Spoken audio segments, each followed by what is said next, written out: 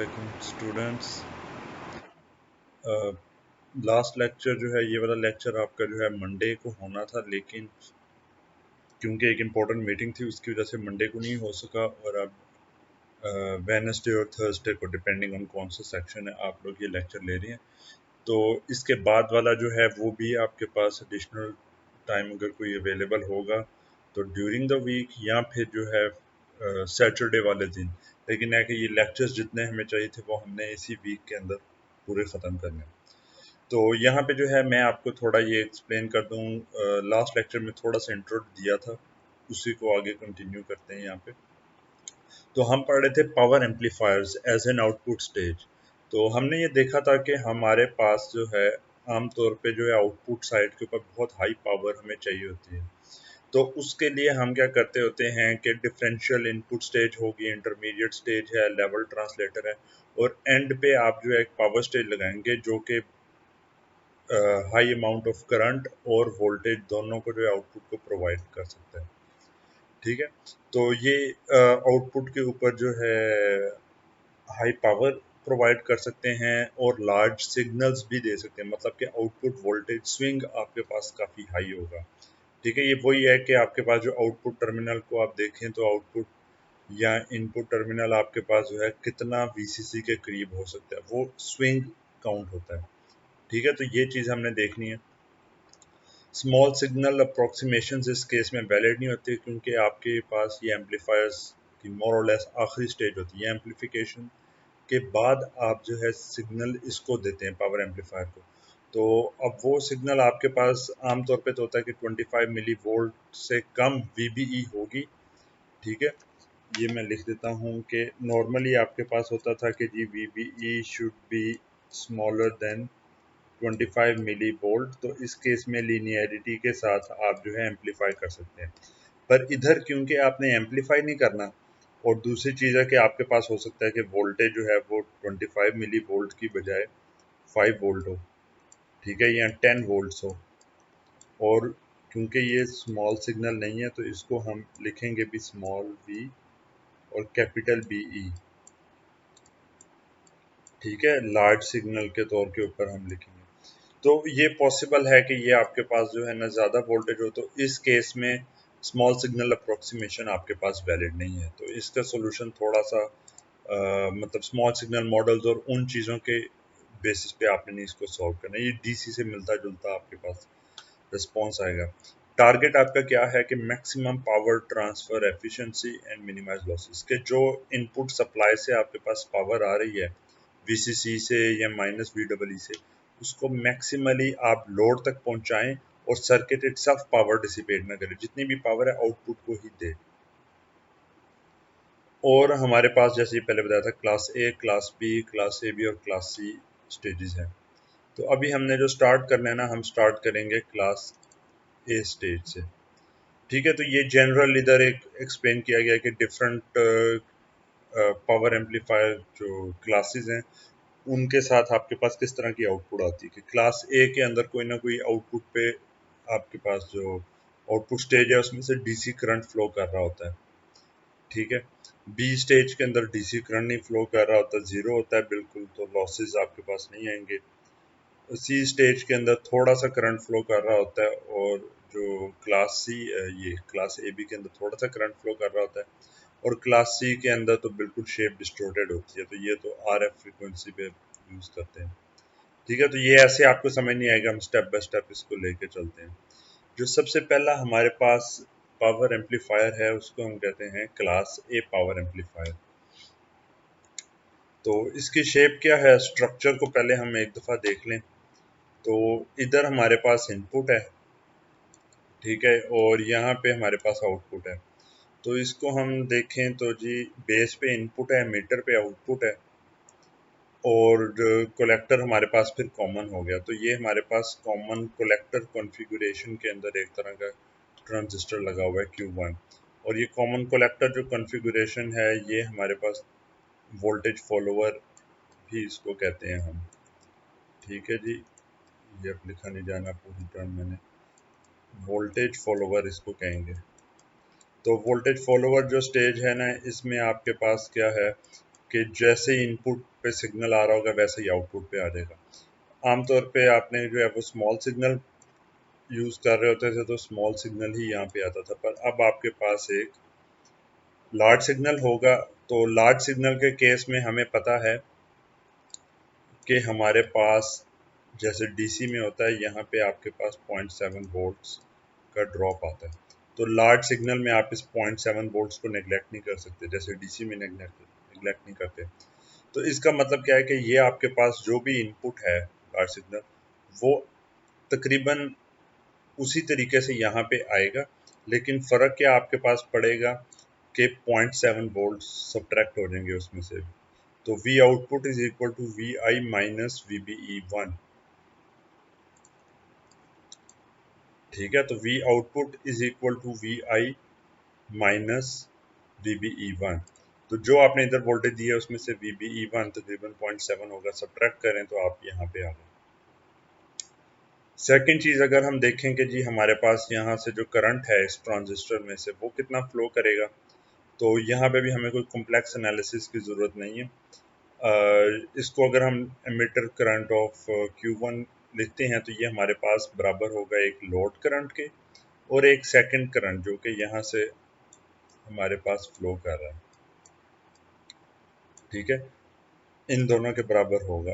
पर यहाँ पे क्वेश्चन ये अराइज होता है कि ये करंट हमारे पास क्या चीज़ है और ये बाकी चीज़ें इधर क्या लगी हुई हैं। तो अगर आप इसको तवज्जो से देखें तो हमें ये नज़र आता है कि ये Q2 ट्रांजिस्टर है। ठीक है, इसकी जो एमिटर है वो सप्लाई नेगेटिव सप्लाई से कनेक्टेड है, बेस के साथ एक डायोड लगा हुआ है और ऊपर की साइड के ऊपर एक रेजिस्टर लगा है ग्राउंड के साथ। ठीक है, अब यहाँ पे स्ट्रेंज चीज़ एक ये है कि ये डायोड आपके पास लगा है लेकिन लेबल इसको ट्रांजिस्टर वाला Q3 किया गया, ना कि D1 या इस तरह करके। तो इस स्ट्रक्चर को आप अगर पूरे को तवज्जो से देखें तो ये आपके पास एक करंट सोर्स जो है सिंपल करंट सोर्स बना हुआ है और ये वाला जो पॉइंट है ये ट्रांस डायोड है, इसलिए डायोड का सिंबल बनाया है और ट्रांजिस्टर की नंबरिंग की गई है। इसको आप अगर दूसरे देखेंगे तो ये इस तरह का कनेक्शन यहाँ पे हुआ हुआ। ठीक है, तो ये क्योंकि बेस टू एमीटर वोल्टेज जो है वो 0.7 या डायोड की तरह की होती थी, तो इसको ट्रांस डायोड को इसी तरीके से इधर बनाया गया।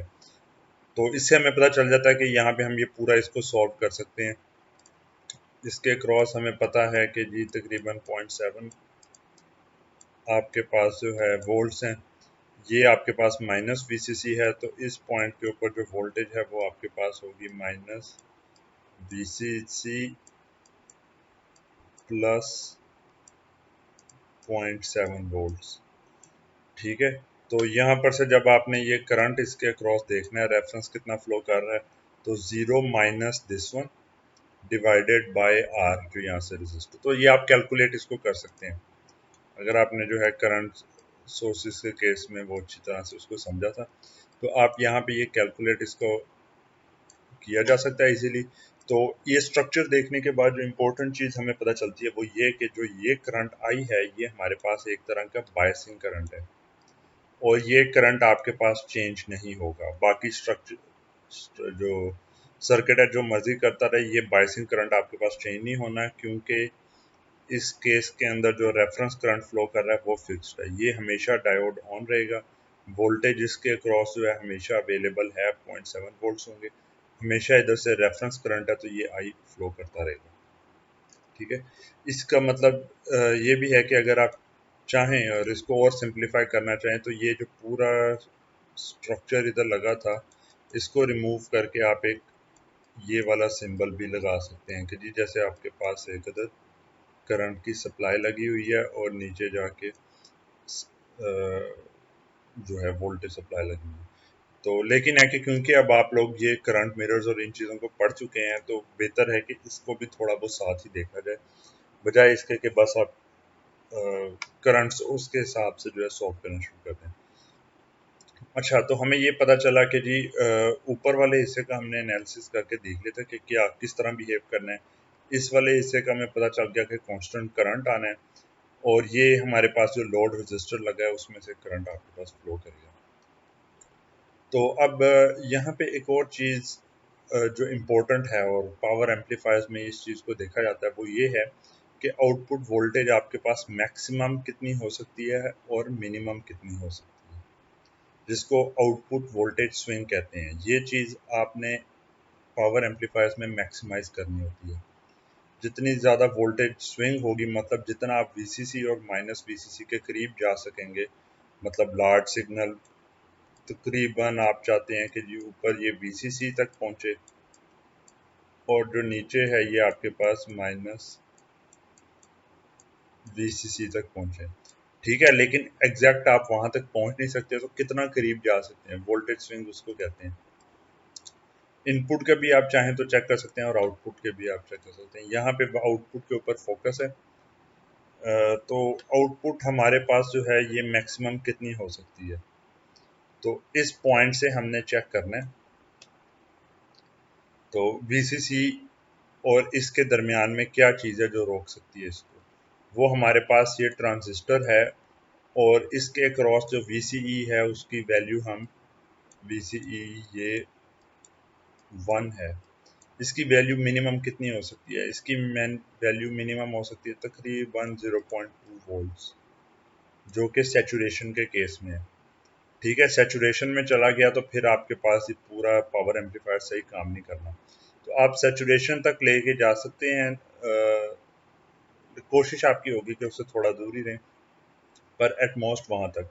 तो आउटपुट जो आपके पास VO मैक्स है वो फिर किसके बराबर आती है, वो आ जाती है VCC माइनस VCE1 सैचुरेशन। ठीक है, तो मैक्सिमम आप वहां तक जा सकते हैं। और इसी तरीके से हमारे पास सेकंड सिनेरियो आएगा कि जी मिनिमम कितनी हो सकती है। मिनिमम के लिए इस सप्लाई के करीब आपने जाना है, नेगेटिव के। तो V आउटपुट जब मिनिमम को आपने देखना है, ठीक है, तो उसमें हमारे पास ये एक ट्रांजिस्टर Q2 लगा है जो कि टेक्निकली आपके पास इस करंट सोर्स का हिस्सा है। लेकिन इसके क्रॉस भी अगर इसका ऑपरेशन आपने नॉमिनल इंश्योर करना है तो VCE2 के केस में भी आपको सैचुरेशन तक जा सकते हैं, उससे ज़्यादा आप वोल्टेज नहीं ले सकते।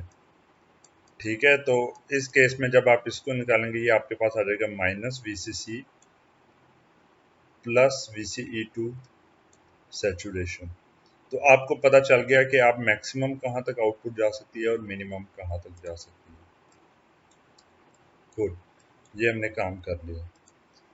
ठीक है, तो ये क्वेश्चंस में आपसे पूछा जाएगा कि कोई भी सर्किटरी है कि जी ये पावर एम्पलीफायर है, इसकी स्विंग वोल्टेज निकालें, कितनी स्विंग वोल्टेज तक ये ऑपरेट कर सकता है, कहाँ तक नहीं कर सकता। तो अच्छा, यहाँ पे ना एक और पॉइंट भी है हमारे पास कि ये तो सारा हमने सॉल्व कर लिया, इसमें तो कोई भी ऐसी चीज़ नहीं थी प्रॉब्लमेटिक, पर ये जो करंट है ये सप्लाई करंट हमें कितना लगाना चाहिए। ठीक है, अगर डिज़ाइन करने के लिए हमें दिया जाए तो हमने सारी चीज़ें इस्तेमाल करनी, तो ये आई के ऊपर क्या कोई लिमिट है। तो अब हम ज़रा ना ये चीज़ एक दफ़ा देख लेते हैं। लेट से आप जो है ये मैक्सिमम वाले केस के अंदर हैं, ठीक है, और मिनिमम वाला केस मैं इधर लिखता रहूँगा। मैक्सिमम वाले केस के अंदर हैं, तो मैक्सिमम केस के अंदर आपके पास इसके क्रॉस वोल्टेज तकरीबन 0.2 वोल्ट है। ठीक है, और यहाँ आप तकरीबन अप्रोक्सीमेट करना चाहें तो आप लिख सकते हैं कि जी मोर और लेस VCC तक आप यहाँ पे आ गए। तो ये आपके पास लोड करंट इधर से फ्लो कर रहा है जिसका नाम IL है। ठीक है, स्मॉल आई है क्योंकि लार्ज नहीं। तो ये करंट आपके पास जो है उस मोमेंट के ऊपर, पीक के ऊपर, मतलब कि इस तरह का साइनोसाइड आ रहा है तो आप उसके अंदर ये पॉजिटिव पीक के ऊपर देखते हैं कि कितना करंट आएगा। पीक पे यहाँ पे वोल्टेज VCC तकरीबन है, तो IL कितना आ गया आपके पास, IL is equal to VCC, चाहें तो ये VO मैक्स लिख दें पूरा, लेकिन अप्रोक्सीमेट हम इधर कर रहे हैं, ओवर RL। ठीक है, इसको हम ये भी लिख सकते हैं कि V output hat peak over R L double L नहीं है, खाली आर एल। ठीक है, तो ये करंट हमारे पास इधर से फ्लो कर रहा है। तो अब ये जो IE1 है ये हमारे पास किसके बराबर होगा?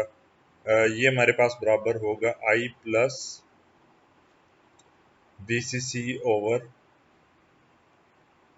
RL के बराबर। ठीक है, तो इसमें ये IL की जगह हम ये वैल्यू पुट कर देंगे। तो इसी तरीके से जब हम लेकिन नेगेटिव के केस में पहुंचेंगे, अच्छा एक तो आपके पास यहाँ पे ना पॉजिटिव के केस में ये हो गया कि IL कितना है, दूसरा हो गया कि आपके पास VCE1 कितनी है, वोल्टेज इस ट्रांजिस्टर के अक्रॉस। तो वो हमने यहाँ पे सामने ही नज़र आ रहा है कि 0.2 वोल्ट है, ये तकरीबन 0 वोल्ट के करीब है। जब मिनिमम के केस में हम देखते हैं, ठीक है, कलर में चेंज कर दूं ताकि कंफ्यूजन ना इसमें रहे।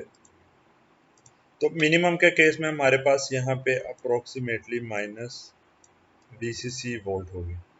तो अब उस केस में अगर हमने ये IL निकालना है तो IL हमारे पास किसके बराबर आएगा? ठीक है, ओहम्स लॉ लगाएं, टेल के ऊपर क्या आता है, minus VCC minus 0 divided by RL is equal to minus BCC over RL, जिसका मतलब है कि ये करंट एक्चुअली इस तरफ फ्लो करने की बजाय एक्चुअल इसकी जो डायरेक्शन है वो ये वाली होगी। अब यहाँ पे अगर KCL आप लगाएं तो हमें पता चलता है कि ये करंट इस तरफ को फ्लो कर रहा है, तो ये यहाँ से, और एक ऑप्शन है कि इधर से ऊपर चला जाए, दूसरी ऑप्शन है इधर से नीचे चला जाए।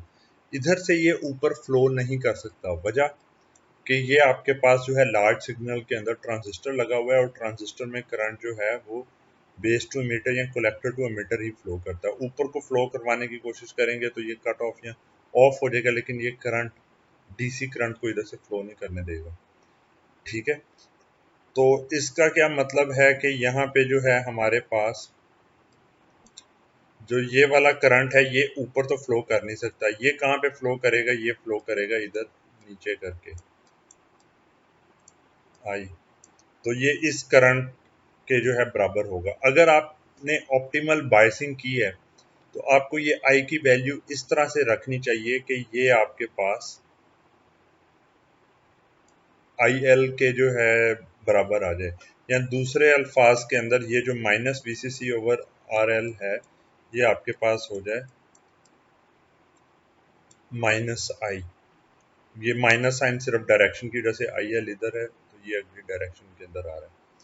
ठीक है, तो ये आपके पास जो है होना चाहिए, जिसका मतलब है कि I is equal to BCC over RL। तो आपने ये नेगेटिव के केस के अंदर, खाली नेगेटिव के केस में अगर आप वोल्टेज स्विंग चाहते हैं कि आपके पास minus VCC plus VCE2 saturation तक आए, तो आपको जो ये करंट इधर से फ्लो कर रहा है उसकी वैल्यू VCC ओवर RL रखनी चाहिए। अगर आपने ये करंट की वैल्यू इससे कम रखी हुई तो आप नेगेटिव वैल्यू पे VCC तक नहीं पहुंच सकेंगे। क्यों? क्योंकि अगर ये आपके पास 5 लेट से मिली एम्पेयर तक है और यहाँ पर से ये चाह रहा है कि जी 10 मिली एम्पेयर तक पहुंचे, ठीक है, इस डायरेक्शन से, लेकिन 5 मिली एम्पेयर पे से ज़्यादा फ्लो ही नहीं कर सकता अगली डायरेक्शन के अंदर, तो आप ये माइनस VCC की बजाय हो सकता है किसी और वैल्यू के ऊपर जाके फिक्स हो जाए। ये हम थोड़ा सा आगे देखेंगे जाके। तो हमें क्या चीज़ पता चली इस पूरे चक्कर के अंदर, हमें ये पता चला, सर, अच्छा हमें ये चीज़ पता चली है कि हमारे पास पॉजिटिव के केस, नेगेटिव के केस के अंदर जब हमें अगर मैक्सिमम स्विंग रखना है तो आई हमें BCC ओवर RL के बराबर रखना होगा। ठीक है, तो नेगेटिव के केस के अंदर हमारे पास चीज़ आ जाती है IL is equal to minus I. और जो पॉजिटिव का केस है, ठीक है, जिस केस में ये आपने किया हुआ है BCC और इसके बराबर, तो उस केस में हमारे पास IL इज इक्वल टू आई, मतलब डायरेक्शन उस करंट की इधर होगी। तो अगर पॉजिटिव के केस में आई एल आई के बराबर है, ये भी आई के बराबर है, तो यहाँ पे केसीएल लगाएं तो IE1 is equal to I plus I is equal to 2 times I. मतलब कि जितना आपने यहाँ पे बाइसिंग या उससे रिलेटेड करंट किया है, ये आपके पास ट्वाइस ऑफ दैट जो है यहाँ से करंट फ्लो होगा, जब आपके पास तकरीबन VCE 0.2 वोल्ट्स है। और जब नेगेटिव के केस में आप जाएंगे तो नेगेटिव के केस में आपके पास IE1 is equal to 0, IL is equal to minus I, और ये जो इसके क्रॉस वोल्टेज है वो आपके पास हो जाएगी मेरे ख्याल में, अगर ये माइनस VCC था, ये VCC है, तो ये हो जाएगी 2 VCC और इसके क्रॉस 0 वोल्ट 0.2 सेचुरेशन के केस में। ठीक है, तो प्लस और माइनस दोनों एक्सट्रीम्स में आप पॉइंट बाय पॉइंट चेक करें तो आपके पास ये वोल्टेजेस और सारी वैल्यूज आ जाती हैं। इससे रिलेटेड क्वेश्चंस मैं एक्सपेक्ट कर रहा हूँ, तो वो आपने पूछने, वरना मैं आपसे पूछूंगा। अच्छा, तो एक जो इम्पोर्टेंट यहाँ पे पॉइंट था कि जो भी हम इनपुट प्रोवाइड कर रहे हैं उसमें से 0.7 वोल्ट सब्ट्रैक्ट होके हमारे पास आउटपुट आ रही है, तो इसकी वजह से अगर हम इनपुट आउटपुट का रिलेशन यहाँ पे चेक करेंगे तो हमें पता चलेगा कि जी इनपुट की वैल्यू जब पॉइंट आपके पास जो है 7 है, तो जो आउटपुट वाला एक्सिस है उधर आपके पास 0 वोल्ट आएगा। जब जब आपने जो है इनपुट की वैल्यू आपके पास 0 होगी, ठीक है, जो ये वाली लाइन है, उस वक्त आउटपुट आपके पास -0.7 आ रही है। हम आपके पास जो मैक्सिमम लिमिट है कि स्विंग पॉजिटिव आउटपुट मैक्सिमम क्या हो सकता है, VCC माइनस VCE1 सेचुरेशन है, मिनिमम क्या है -VCC प्लस VCE2 सेचुरेशन। और ये लाइन जो है आपके पास 1:1 के हिसाब से जा रही है, क्योंकि जैसे इनपुट चेंज होगी वैसे ही आपके पास आउटपुट उसी तरह चेंज होनी है। लेकिन एक आपके पास जो नेगेटिव साइड पे लिमिटेशन है वो ये है कि एक्चुअल आपके पास जो मिनिमम पॉसिबल वोल्टेज है जो आप रीच कर सकते हैं वो है -IRL। -IRL का क्या मतलब है कि जितना भी इधर से करंट फ्लो कर रहा है, नेगेटिव मोस्ट वैल्यू आपके पास क्या होगी कि इधर से भी वही करंट फ्लो कर सकता है। तो यहाँ पे आपके पास KVL लगाएंगे, ये बन जाएगा -IRL। ठीक है, अगर आप चाहते हैं कि ये वोल्टेज आपके पास -VCC प्लस मिनिमम जो है ये इसके बराबर हो, तो आपको डायरेक्ट इसको इक्वेट कर दें। मतलब कि आप लिख देंगे कि -IRL is equal to -VCC plus VCE2 saturation लिखना लिख दें, लेकिन अप्रोक्सीमेटली VCC आपके पास आ गया है इधर। ठीक है, और इस रिलेशन से आप जो है निकाल सकते हैं कि आपको इस करंट की क्या वैल्यू प्लेस करनी है। अगर वो वैल्यू करंट की प्लेस करेंगे तो आप ये मिनिमम वोल्टेज अचीव कर सकते हैं, अगर नहीं प्लेस करेंगे तो -IRL ही आपके पास जो है अल्टीमेट लिमिट होगी। ठीक है, तो इसीलिए जो है यहाँ पे अगर आप चाहते हैं कि ये इसके बराबर हो तो इसको इक्वेट करें, इसको सॉल्व करके आई की वैल्यू निकाल लें, तो ये आपके पास इसके बराबर होगा if and only if I is equal to, इसी को सॉल्व करेंगे तो आपके पास आ जाता है VCC ओवर RL। तो डिजाइन की प्रॉब्लम आएगी उसमें यही चीज आपने वैल्यूएट करनी है। अच्छा जी, आगे चलते हैं। ये हमारे पास ना पहली अब एग्जांपल है जिसमें ये उसी तरह का क्लास ए एम्पलीफायर हमें दिया गया और लेकिन नंबर्स के साथ हमने सॉल्व करना है। तो क्विकली इसको करते हैं। VCC 15 वोल्ट है, ठीक है, तो 15 वोल्ट है, ये नीचे आपके पास फिर -15 वोल्ट हो गया, और जो ये टॉप है ये आपके पास हो गया +15 वोल्ट्स, ये +15 वोल्ट हो गया। बाकी आपको क्या बताया गया है जी, सैचुरेशन वोल्टेजेस बता दी गई हैं, VBE बता दिया गया है आपको कि वो आपके पास होगा प्लस माइनस 0.7 वोल्ट्स, और आपके पास बीटा जी बहुत हाई है, इसका लोड रजिस्टर है 1K का। ठीक है, determine the output signal swing and the minimum and maximum emitter current. Output signal swing आपको मालूम करने का कहा गया है। ठीक है, तो आउटपुट सिग्नल स्विंग आप जो है वैल्यूएट कर सकते हैं। इस नहीं, उससे पहले भी कुछ और चीज़ है। Find the value of R that will establish the bias current sufficiently large to allow largest possible signal swing for RL। अब सबसे पहले जो चीज़ है, उन्होंने कहा कि ये आई आप निकालें इस तरह का, बल्कि आई निकालने के लिए रजिस्टर की वैल्यू आप निकालें ताकि आपके पास जो है मैक्सिमम पॉसिबल स्विंग आ सके। तो अब हमें पता है कि मैक्सिमम पॉसिबल स्विंग के लिए हमारे पास रिलेशन ये है कि I should be equal to VCC over RL। ठीक है, इसके बराबर होना चाहिए। VCC जो है हमारे पास, बल्कि ये एग्जैक्ट VCC नहीं है, अगर हम ज़्यादा एक्यूरेटली लिखना चाहिए ना तो इसको हम लिख सकते हैं V output minimum divided by RL। तो ये हमारे पास किसके बराबर आता है, ये हमारे पास आता है माइनस VCC। ठीक है, माइनस 15 वोल्ट्स ये, प्लस VCE सैचुरेशन 0.2 वोल्ट्स।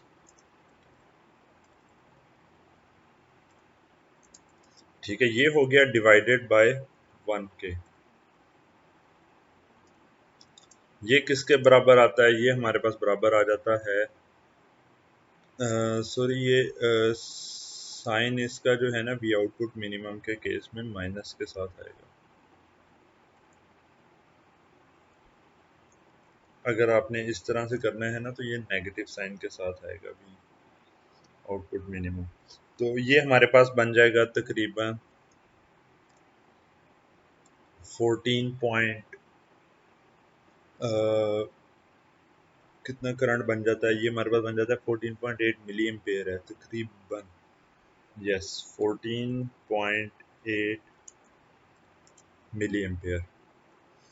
ठीक है, तो 14.8 मिली एम्पेयर जो है हमें यहाँ पर से चाहिए, ये IL और उन चीज़ों के साथ। तो अब ये 14.8 मिली एम्पेयर चाहिए, तो इधर से भी 14.8 मिली एम्पेयर ही आपको चाहिए होगा। पर फ़र्क क्या है कि यहाँ पे आपके पास ये है 0.7 वोल्ट्स, इधर से जो करंट फ्लो कर रहा है वो आपके पास है 14.8 मिली एम्पेयर है। तो ये रजिस्टर का उन्होंने पूछा, तो ये अगर टोटल वोल्टेज आप रजिस्टर के अक्रॉस देखेंगे कितनी आती है, तो ये -15 था, उसमें से 0.7 आप निकाल दें तो ये आपके पास आ जाएगा -14.3।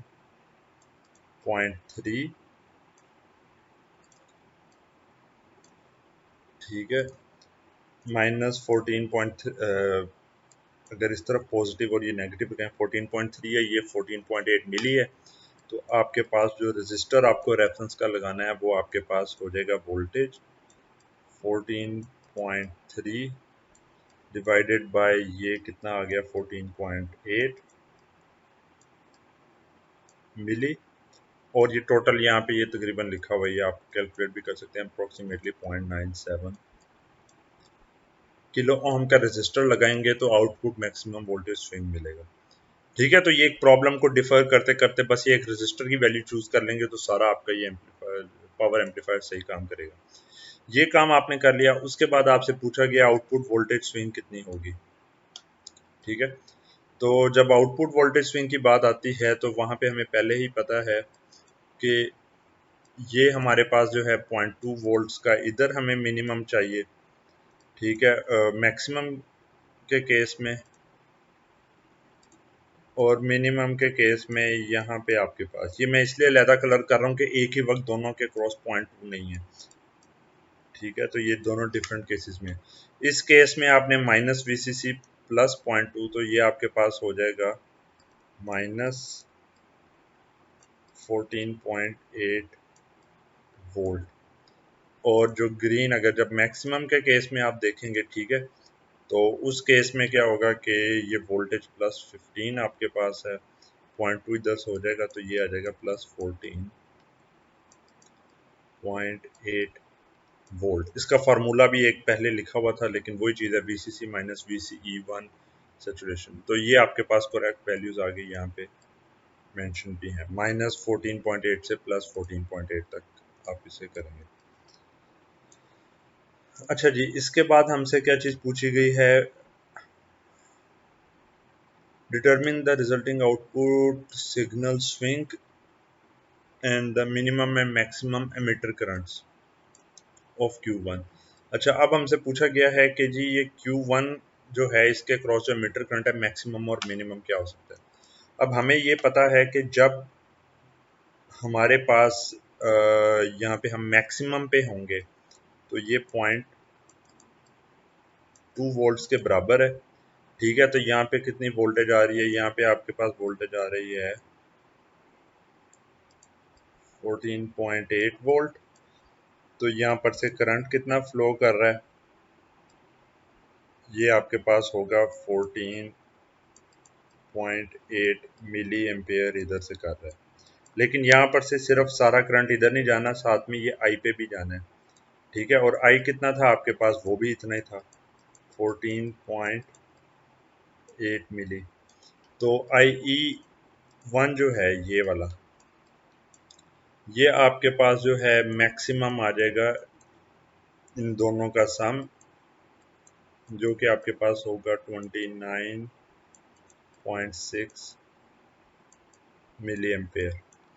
और जब हम इसको देखेंगे मिनिमम के केस में, ठीक है, तो हमारे पास ये मिनिमम के केस में क्या होगा, मिनिमम के केस के अंदर यहाँ पे वोल्टेज हमारे पास तकरीबन मिनिमम आ रही होगी -14.8 वोल्ट, ठीक है। -14.8 वोल्ट का मतलब है कि करंट अब ऑपोजिट डायरेक्शन में जा रहा होगा 14.8। इधर से करंट कितना जा रहा है, इधर से, क्योंकि ये करंट सोर्स था, नीचे की डायरेक्शन में ही 14.8 जा रहा है मिली एम्पेयर, ठीक है। तो इधर KCL आप लगाते हैं तो हमें पता चलता है कि यार ये तो एक पूरी लूप ऐसे कनेक्टेड है, जितना करंट आ रहा है उतना ही इधर जा रहा है। तो यहाँ पे कितना करंट आएगा, 0। क्यों 0, क्योंकि यहाँ पर ये दोनों आपस में बराबर हैं, तो रिमेनिंग ना तो कोई ऐड करने की करंट जरूरत है या सब्ट्रैक्ट करने की, तो ये 0 के ऊपर आपके पास आ जाएगा, ठीक है, मिनिमम के केस में। तो ये 0 से 29.6 मिली एम्पेयर आपके पास रेंज आ गई। तो ये हमने एक पहला जो है क्लास ए एम्पलीफायर को सॉल्व कर लिया। अच्छा, अब क्लास ए एम्पलीफायर के केस में अगर हम देखें तो हमारे पास आउटपुट वोल्टेज मैक्सिमम स्विंग के केस में जाएगी तकरीबन VCC के करीब से -VCC तक जाएगी, इस तरीके से साइनोसॉइड आउटपुट जा रही होगी, ठीक है। अगर हमने देखना हो कि हमारे पास VCE1 जो ये वाला है वोल्टेज का, तो ये कितना हमारे पास आता है इसके क्रॉस, तो हम देख सकते हैं कि जब ये हमारे पास मैक्सिमम पे होगा तकरीबन VCC, ये आइडियल केस में मैं कर रहा हूँ कि सैचुरेशन वोल्टेज को इग्नोर करते हुए, तो अगर यहाँ पे VCC आ रहा है, आउटपुट अपनी जो है वो पीक के ऊपर है इस पॉइंट पे, तो ये भी VCC है, इसके अक्रॉस हमारे पास वोल्टेज आ रही होगी तकरीबन 0 वोल्ट, या आप यूँ समझ लें कि ये अपनी जो है नेगेटिव पीक के ऊपर होगा। और जब आप इस पॉइंट की बजाय पहुंचते हैं सेंट्रल पॉइंट पे, जब ये 0 के बराबर आउटपुट आ रही होगी, तो उस केस में यहाँ पे 0 वोल्ट है, इधर VCC है, तो आपके पास, ठीक है, ये कितना आ जाएगा, ये 0 है, ये VCC है, तो ये आ गया आपके पास VCC। और उसके बाद जब आप ये नेगेटिव के केस में देखेंगे, जब ये -VCC आ जाता है, उस केस में यहाँ पे क्या वोल्टेज आती है, ये -VCC है, ये VCC है, तो इसके क्रॉस आ जाएगा 2 VCC। मतलब कि आपके पास टोटल जो इसके क्रॉस वोल्टेज है वो VCC के शिफ्ट के साथ आ रही होगी VCC का शिफ्ट और इन्वर्जन के साथ। ठीक है, तो जैसे जैसे आपके पास ये 0 के ऊपर था तो VCC आ रहा है, जैसे VCC पे हुआ तो उस ट्रांजिस्टर के क्रॉस ड्रॉप 0 हो गया। दोबारा आप जो है 0 वोल्ट पे आए तो VCC आपके पास पहले ट्रांजिस्टर के क्रॉस आ गया। जब आप जो है माइनस VCC पे आए तो ये पीक पे चला गया। तो ये पूरी वेव फॉर्म इन्वर्ट होके शिफ्ट अपवर्ड हो गई है बाय VCC। तो जो करंट इसी के क्रॉस फ्लो कर रहा होगा वो इसके ऑपोजिट फ्लो कर रहा होगा कि जब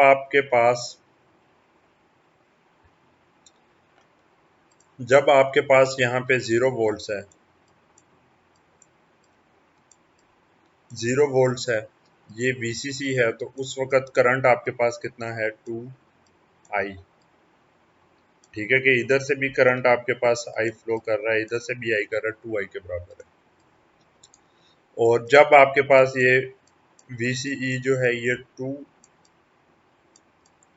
VCC के बराबर है, ये आपके पास माइनस VCC है, तो उस वक्त जो है यहाँ से क्योंकि करंट अपवर्ड मूव कर रहा था तो ये करंट आपके पास 0 है इसमें से। तो ये टोटल अगर आप इसी को स्केच करें तो ये इसी के इन्वर्टेड आपके पास आ जाएगा। ये पॉइंट बाय पॉइंट आप सर्किट पे ड्रा कर सकते हैं इसको। ठीक है, तो ये मैंने मुख्तलिफ केसेस में वैसे सॉल्व कर लिया था। और अगर आप टोटल पहले जो ट्रांजिस्टर आपके पास Q1 है उसके क्रॉस पावर डिसिपेशन निकालना चाहते हैं तो वो आपके पास क्या होगा कि इन दोनों वेव फॉर्म्स को मल्टीप्लाई करना है, क्योंकि पावर आपके पास होगी ट्रांजिस्टर के क्रॉस। ये मैं यहाँ पे ड्रा कर देता हूँ। ठीक है, कि अगर यहाँ पे आपके पास कोई एक ट्रांजिस्टर है उसके क्रॉस वोल्टेज है प्लस माइनस VCE 1 है और जो करंट उसके अंदर से गुजर रहा है वो आपके पास है IC1 या E1 जो बराबर इंक्रीज। तो आपके पास जो पावर होगी वो होगी ये वोल्टेज मल्टीप्लाइड बाय ये करंट। तो इनको पॉइंट बाय पॉइंट मल्टीप्लाई कर देते हैं। ये VCC है, ये I है, मल्टीप्लाई किया VCC I आ गया। इस पॉइंट पे हम देखते हैं ये 2I है। ठीक है, ये एंगल्स के हिसाब से देखें तो ये π/2 लेट से आपके पास है, तो π/2 के ऊपर ही दोनों पॉइंट्स को आपने देखना है। ये 0 है तो 0 से मल्टीप्लाई होके 0 आ गया। उसके बाद क्या है आपके पास, जब आप आएंगे पाई पे, आई है, ये आपके पास VCC है तो दोबारा पीक आ गई इसकी। उसके बाद जब आपके पास करंट 0 हो गया, इधर वोल्टेज मैक्सिमम थी लेकिन करंट 0 होने की वजह से दोबारा 0 आ गया। तो ये इस तरह से आपके पास 360 डिग्री के अंदर 2 साइकिल आपके पास पावर के आ रहे हैं। ठीक है, तो ये आपके पास जो है पावर की वेव फॉर्म आ जाएगी ट्रांजिस्टर के क्रॉस के कैसे डिसिपेशन हो रही है। याद रखें पावर एम्पलीफायर में हमारा मकसद क्या है, हम चाह रहे हैं कि जी लोड को मैक्सिमम पावर मिले। तो लोड को मैक्सिमम मिलने का क्या मतलब है कि लोड तो ये है, सारी पावर इधर डिसिपेट होनी चाहिए, इस Q1 और Q2 के क्रॉस कम से कम पावर डिसिपेट हो। तो हम पहले अभी ये Q1 के क्रॉस पावर डिसिपेशन की कर्व देख रहे हैं कि कितना इसके क्रॉस होगा, फिर लोड और उन चीज़ों का भी देखेंगे। तो ये हमारे पास जो है एक और एग्जांपल आ गई। यहाँ पे हमने क्या करना है, वैल्यूज़ हम लिख लेते हैं जो भी हमें गिवन है। +10 वोल्ट हमारे पास जो है ये ऊपर है, यहाँ पे हमारे पास वैल्यू आ जाएगी -10 वोल्ट्स। ठीक है, फिर हमारे पास क्या है, आई की वैल्यू जो है वो 100 मिली एम्पेयर है। चलो ये भी अच्छी बात है, हमें बता दी है 100 मिली एम्पेयर आई की वैल्यू है। आर एल जो है वो हमारे पास 100 ओहम है। ठीक है, मैं खाली 100 लिख रहा हूँ। अच्छा, तो ये चीज़ें हमें गिवन है और हमसे पूछा क्या गया, हमसे पूछा गया find the power dissipated in Q1 and Q2 under quiescent conditions. कि अगर यहाँ पे 0 वोल्ट्स हैं तो उस वक़्त इसके अंदर जो है कितनी उस एग्जैक्ट मोमेंट पे कितनी पावर डिसिपेट इधर होगी, कितनी इधर होगी। तो ये निकालना कोई इतना कोई बड़ा मसला नहीं है हमारे लिए।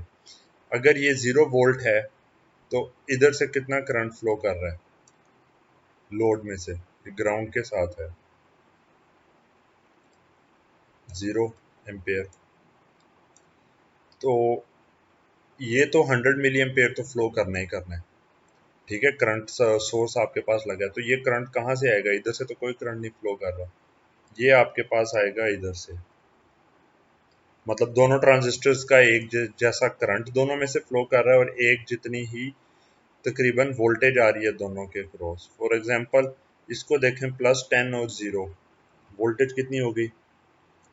10 वोल्ट, ये BCC। इसके अक्रॉस देखते हैं, तो 0 है, ये -10 है, 0 माइनस -10, ये भी हो गया आपके पास +10 वोल्ट। तो दोनों के अक्रॉस जो है आपके पास पावर कितनी डिसिपेट हो रही होगी? 10 वोल्ट टाइम्स 100 मिली एम्पेयर, मतलब 0.1 एम्पेयर। तो पावर आपके पास आ जाएगी, इसको मैं VCC टाइम्स आई लिख देता हूँ क्योंकि ये इसी के बराबर है, is equal to 10 times 0.1 is equal to 1 watt. ये आपके पास होगी PD1 पहले ट्रांजिस्टर में, और यही आपके पास होगी PD2 दूसरे ट्रांजिस्टर में। तो टोटल जो पावर आपके पास डिसिपेट हो रही है वो आपके पास होगी 2 वाट। पर अब इसके अंदर ना एक इम्पोर्टेंट ऑब्जर्वेशन, यहाँ पे आउटपुट पे आपके पास कोई वोल्टेज नहीं आ रही, कोई करंट नहीं है, ना इनपुट कनेक्टेड है। आउटपुट पे आपके पास स्टेडी स्टेट के अंदर 0 वोल्ट आ रहा है, पर 1 वाट ये पहला ट्रांजिस्टर भी डिसिपेट कर रहा है, 1 वाट ये भी कर रहा है। तो ये पावर आपके पास फालतू में ज़ाया हो रही है कि आपने तो अभी पावर एम्पलीफायर को इस्तेमाल भी नहीं किया, 0 वोल्ट आउटपुट पे रखी हुई है, और 1 वाट ये 1 वाट ये, टोटल 2 वाट आपके पास मुफ्त में ज़ाया हो रही है। ये क्लास ए एम्पलीफायर का एक मेजर ड्रॉबैक है कि जब आपने अगर आउटपुट पे कोई भी वोल्टेज नहीं आ रही, उस वक्त भी आपके पास पावर डिसिपेट हो रही है in the class A power amplifier, ठीक है। और आपका मकसद क्या था कि इनके क्रॉस पावर ना डिसिपेट हो, अगर होनी है तो यहाँ पे हो। तो ये जो DC बायसिंग जो कंटिन्यूस है आपके पास, उसकी वजह से ये आपके पास लॉसेस आते हैं। अच्छा, सेकंड केस में हमारे पास क्या है? For a sinusoidal output voltage of maximum possible amplitude. तो साइनोसॉइडल हमारे पास ये आ गया, ठीक है, of maximum possible amplitude neglecting VCE। अब हमारे पास मैक्सिमम पॉसिबल क्या आउटपुट वोल्टेज हो सकती है? ठीक है, मैक्सिमम पॉसिबल एम्पलीट्यूड। तो मैक्सिमम पॉसिबल अगर इसको नेग्लेक्ट कर दें तो ये ऊपर VCC तक जा सकता है, और नीचे जो है ये -VCC तक आ सकता है। ये है आपके पास V output. Find the average power dissipated in Q1 and Q2 and also find load power. अच्छा जी, अब ये आपके पास केस है और आपसे पूछा जा रहा है कि जी मैक्सिमम जो है पावर जो आपके पास आ रही हैं डिसिपेशंस, वो आप निकालें। ठीक है, हम निकाल लेते हैं। अब इसमें हम पहला काम क्या करते हैं कि अच्छा, अब ये सिनेरियो जो है ना, वोल्टेजेस ये आपके पास नहीं उस तरीके से रही, 100 ओम है, ये 100 मिली एम्पियर, ये तो फिक्स है। तो अब हमें कहा गया है कि जी पावर डिसिपेशन निकालें। पहले लोड की निकाल लेते हैं क्योंकि मैंने लोड के क्रॉस जो वोल्टेज है वो निकाल लिया। तो आपको पता होगा कि जो पावर आपने निकालनी होती है वो आपके पास बराबर होती है साइनोसॉइड के केस में आउटपुट वोल्टेज RMS, ठीक है, RMS square divided by RL। ठीक है, ये किसके बराबर आती है? RMS आपके पास होती है जो पीक वोल्टेज है VCC divided by √2, VCC over √2 square divided bye 100 ओम। अब ये कितना आता है? ये आपके पास था 10, 10 का स्क्वायर ले लिया आपने तो ये आ गया 100, √2 का आपने जो है स्क्वायर ले लिया वो आपके पास आ गया 2 डिवाइडेड बाय 100। ये 100 है, 1000 नहीं है, ये हिस्सा आपके पास कैंसिल हो गया, तो ये आपके पास आ गया 0.5 वाट। तो 0.5 वाट आपके पास इधर लोड के क्रॉस पहुंच रही है पावर। उसके बाद हमसे जो पूछा गया है, हम फिर वो वैल्यूएट करते हैं, ये जो है average power dissipation across Q1 and Q2। तो अब यहाँ पे हमें पता है कि हमारे पास जो है ये जो Q2 है, पहले उसके क्रॉस निकाल लेते हैं। तो Q2 के क्रॉस करंट तो हमारे पास हमेशा जो है वो फिक्स्ड है, IC2 is equal to 0.1 ampere. ठीक है, एवरेज निकालने के लिए तो करंट तो फिक्स है, तो डीसी यही वैल्यू रहेगी इसमें से। दूसरी हमारे पास जो इसके क्रॉस वोल्टेज का पूछा गया, तो वोल्टेज का हमें जो है अंदाज़ा वो यहाँ से हो जाता है कि इन दोनों के अंदर जो वेव फॉर्म्स हैं आउटपुट की,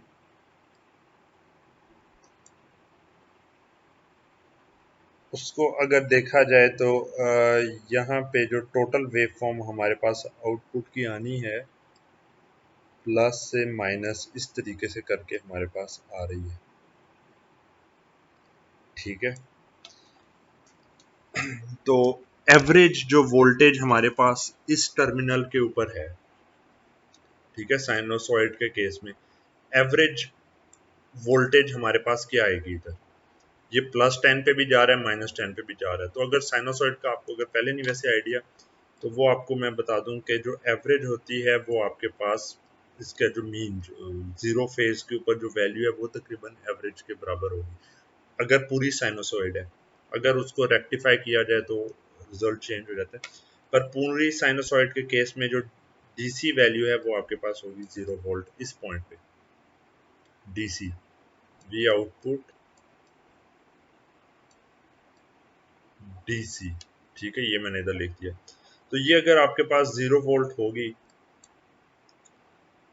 तो इस पॉइंट के क्रॉस क्या वोल्टेज आएगी। अब याद रखें कि ये 0 वोल्ट इस पॉइंट पे होने का ये मतलब नहीं है कि ट्रांजिस्टर के क्रॉस 0 वोल्ट है, क्योंकि ट्रांजिस्टर का ऊपर 0 है, नीचे -10 है।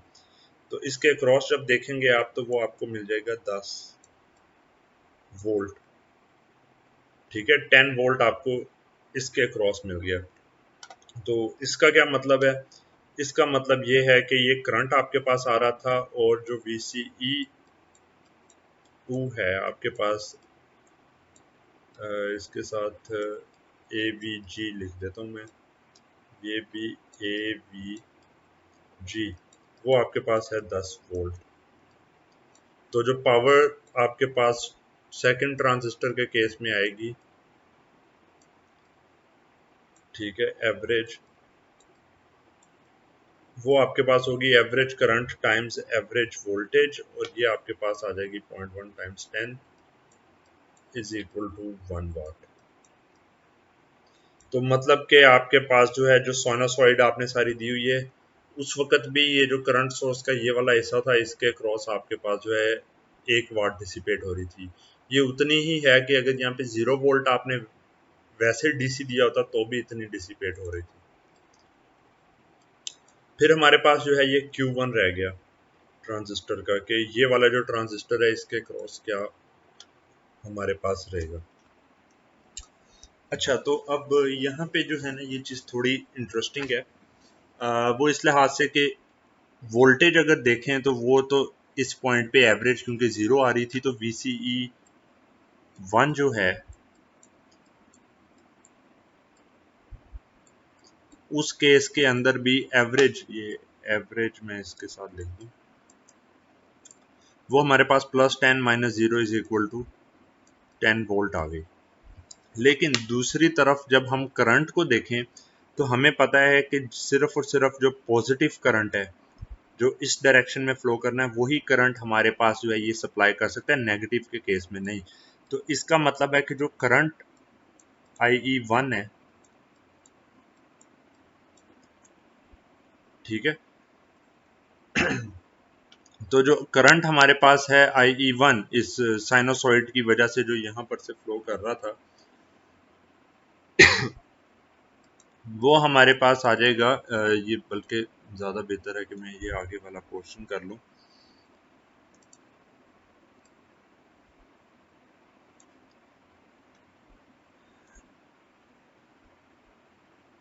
वो हमारे पास आएगा ये जो लोड के क्रॉस जो 10 वोल्ट पीक है, the instantaneous power dissipation in Q1 will be as follows, thus the average power dissipation in Q1 will be half VCCI।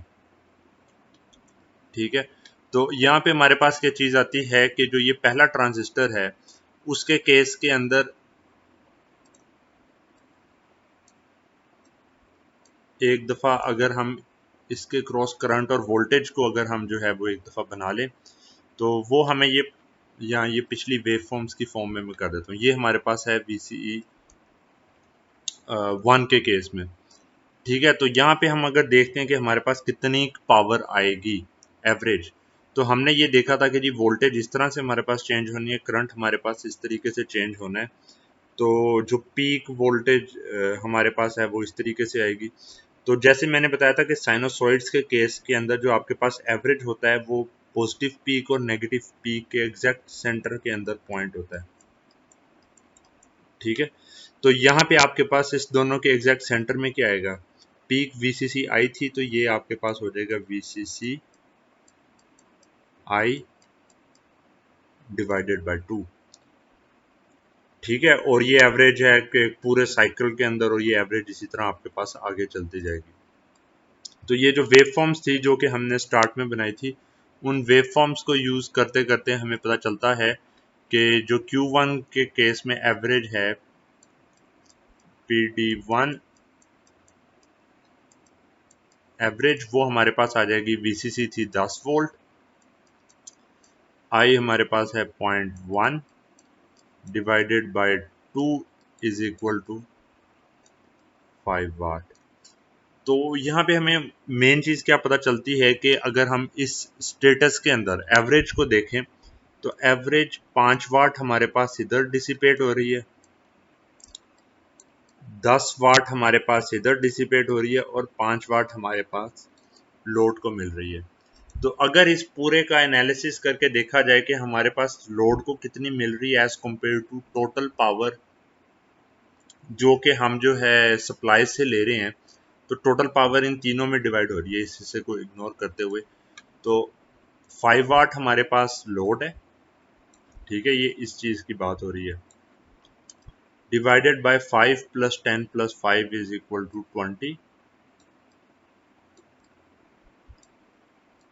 तो जो हमारे पास पावर आई ये था जब मैक्सिमम स्विंग के केस में, ये आ गया आपके पास 25%, जिसका मतलब है कि जो टोटल आप सप्लाई से पावर ले रहे हैं उसका सिर्फ 25% आप लोड को सप्लाई कर रहे हैं, और बाकी सारी की सारी आपके ट्रांजिस्टर्स के क्रॉस डिसिपेट हो रही है, हीटिंग में कन्वर्ट हो रही है। ठीक है, ये सारा इसके जो है स्टेप बाय स्टेप ये यहाँ पे भी सॉल्व किया हुआ है। तो यही जो हमारे पास सिनेरियो था, इसको ज़रा हम अगर प्रॉपरली एफिशिएंसी को लिखें तो load power divided by supply power.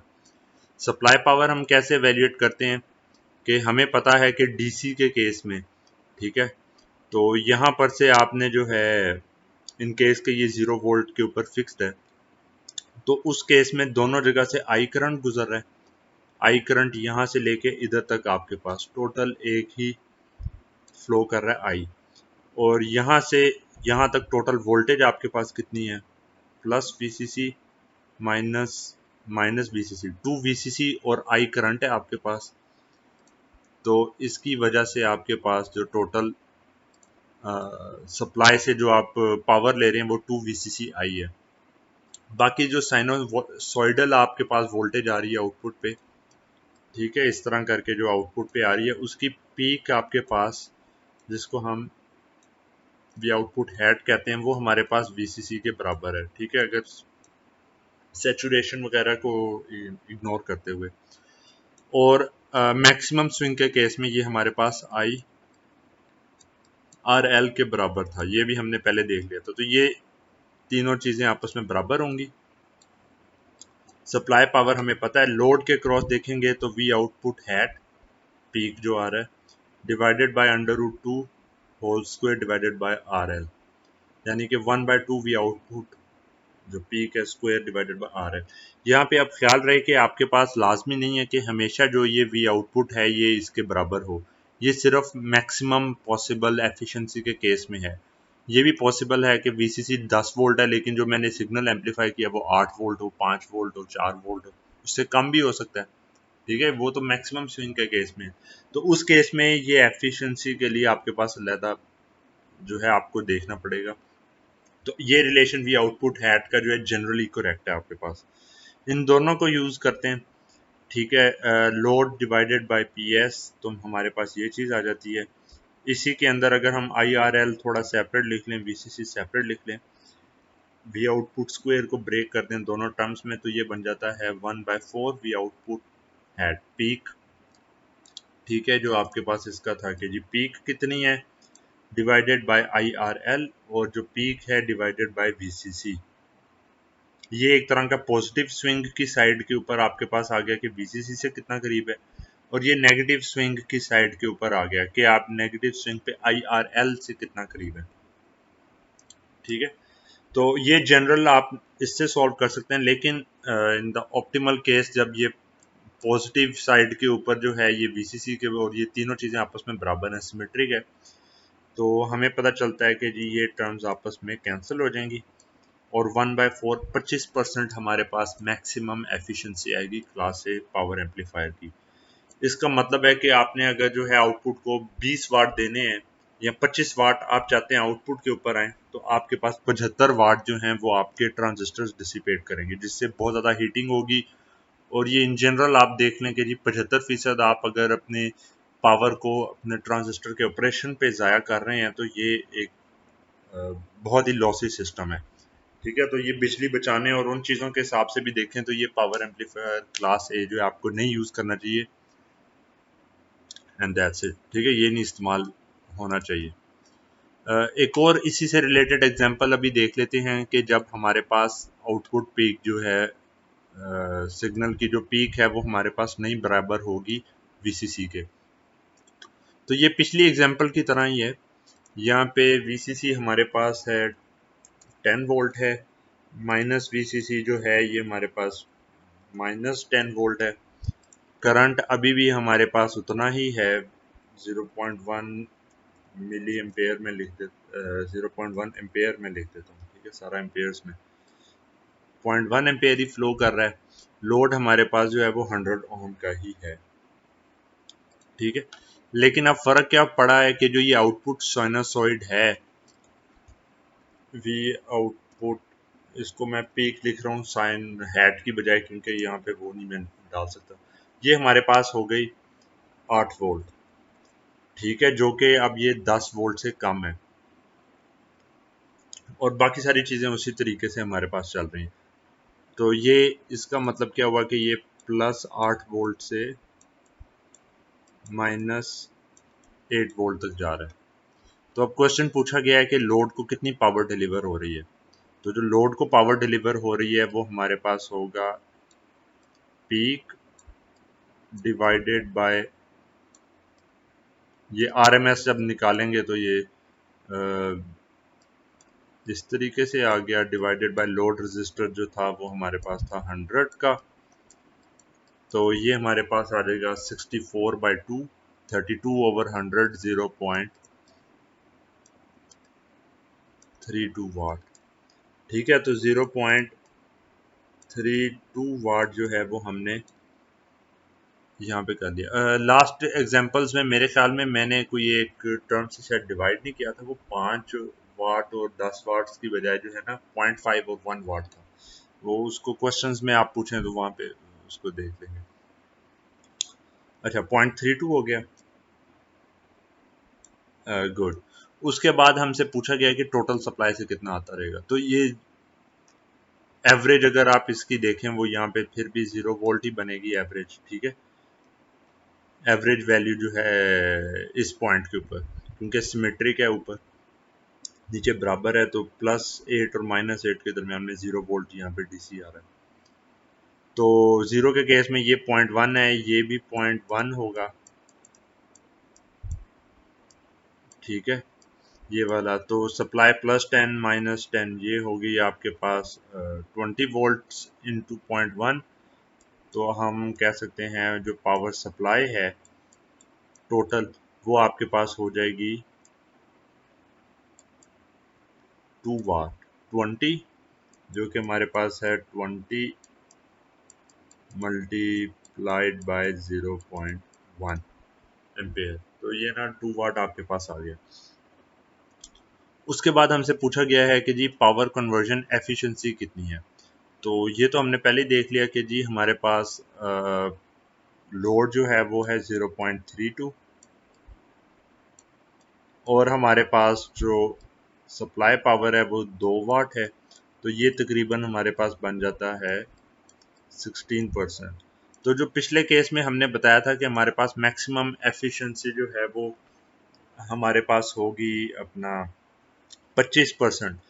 तो वो सिर्फ तब है कि अगर ये जो सिग्नल आउटपुट का आ रहा है इसकी पीक आपकी वीसीसी के बराबर होगी और ये वीसीसी जो है ये आईआरएल के बराबर होगा, मतलब तमाम केसेस के अंदर।